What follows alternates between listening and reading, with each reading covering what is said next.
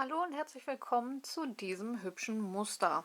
Nachdem ihr eine Kette für euer Projekt angeschlagen habt, zählt ihr diese einmal durch und die Maschenanzahl sollte teilbar durch 2 plus eine Masche mehr sein. Und dann kommen wir auch schon zur Reihe 1. Reihe 1 beginnt mit 4 Steigeluftmaschen für ein Doppelstäbchen. Dann machen wir 2 Umschläge, lassen die erste Masche frei, stechen in die zweite ein und holen den Faden dreimal durch 2 Schlaufen. Faden holen, einmal durch 2, Faden holen, zweite Mal durch 2 und Faden holen, drittes Mal durch 2. 2 Umschläge.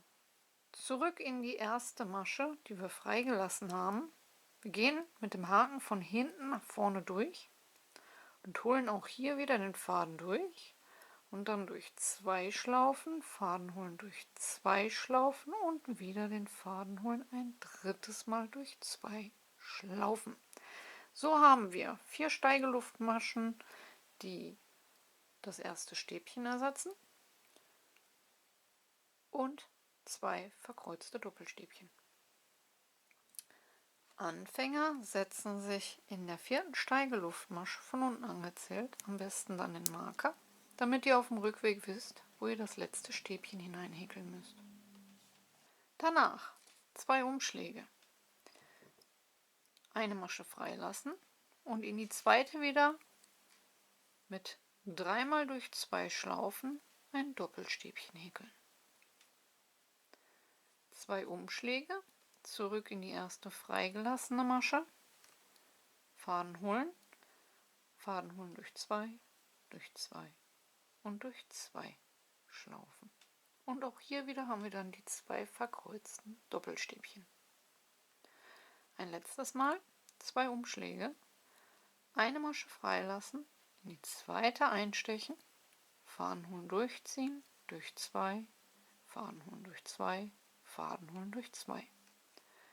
2 Umschläge, zurück in die erste freigelassene Masche, von hinten nach vorne durchstechen, Faden holen durch 2, Faden holen durch 2 und ein drittes Mal Faden holen durch 2. Und so häkeln wir nun die ganze Reihe. Immer 2 Umschläge, eine Masche freilassen, ein Doppelstäbchen, 2 Umschläge in die freigelassene zurück und ein zweites Doppelstäbchen.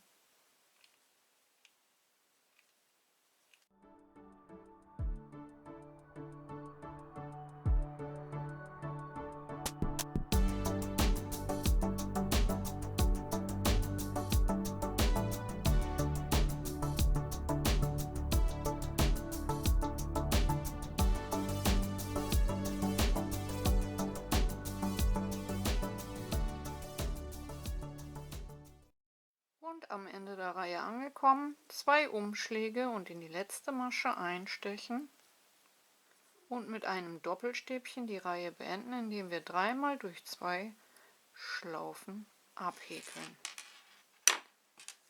Und das war dann Reihe 1.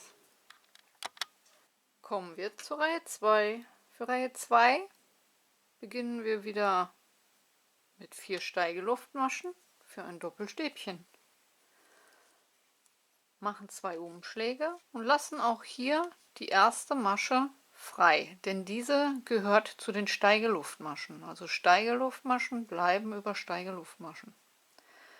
Danach lassen wir die von dem ersten Stäbchen aus der Verkreuzung frei und stechen in die optische dritte Masche ein über dem zweiten Stäbchen der Verkreuzung. Und dort häkeln wir erst einmal unser erstes Doppelstäbchen hinein. Anfänger können sich auch hier wieder in der 4. Steigeluftmasche von unten angezählt den Marker hineinsetzen. 2 Umschläge, zurück in die freigelassene vom ersten Stäbchen der Verkreuzung und dort das zweite Doppelstäbchen hineinhäkeln. Und dann sollte es so aussehen. Also diese Masche gehört zu den Steigeluftmaschen. Und danach geht es weiter wie gehabt. 2 Umschläge nächste Masche freilassen, in die zweite einstechen und ein Doppelstäbchen häkeln. 2 Umschläge in die freigelassene zurück, einstechen und das zweite Doppelstäbchen häkeln. Und ein drittes Mal 2 Umschläge, nächste Masche freilassen, in die zweite einstechen, ein Doppelstäbchen häkeln, 2 Umschläge in die Masche, die freigelassen wurde, einstechen und das zweite Doppelstäbchen häkeln. So sollte das Ganze dann aussehen. Und so jetzt bis zum Ende der Reihe weiter häkeln.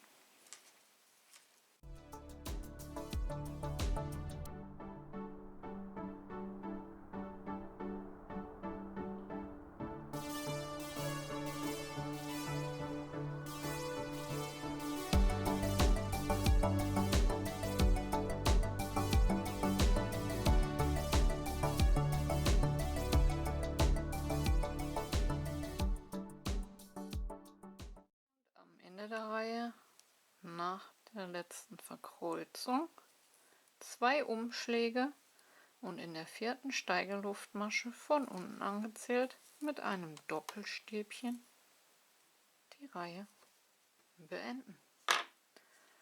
Und das war dann schon Reihe 2 und wie ihr seht, kommt man hier sehr, sehr schnell voran. Und das ist das eigentliche Muster. Wie ihr seht, ganz einfach. Wir beginnen und beenden das Ganze mit einem Doppelstäbchen und ansonsten wird immer verkreuzt. Wichtig ist dabei, dass ihr ab der 2. Reihe nie in die falsche Masche einstecht, sondern bedenkt, dass diese optische erste Masche, die man von oben sieht, zu den Steigeluftmaschen gehört.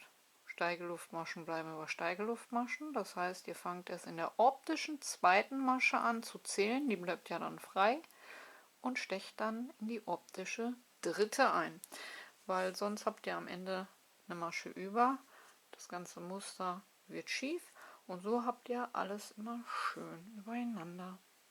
Ich nehme euch selbstverständlich mit, wie das Ganze jetzt ein Stück wächst.